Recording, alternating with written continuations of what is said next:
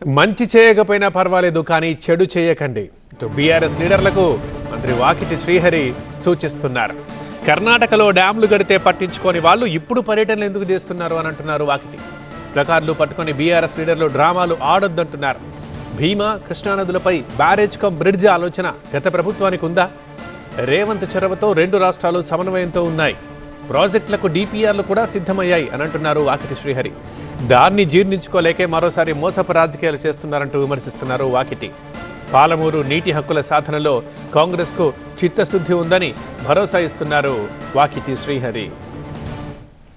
TRS party ఉన్నప్పుడు కర్ణాటకలో డ్యాములు కట్టినప్పుడు ఒక్కనాడు కూడా విజిట్ చేయని, చూడని, తిరిగి చూడని, మళ్ళీ చూడని వ్యక్తులందరూ కూడా ఈరోజు ముసలి కన్నీరు కార్చి ప్రజల్ని మోసం చేయాలనే ప్రయత్నం చేస్తే యువకులు, రైతులు మోసపోయే పరిస్థితుల్లో లేరు.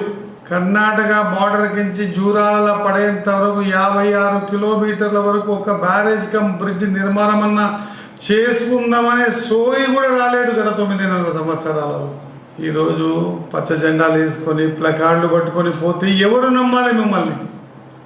ఇంకా ఎంతవరకంటని మోసం చేస్తారు ప్రజల్ని?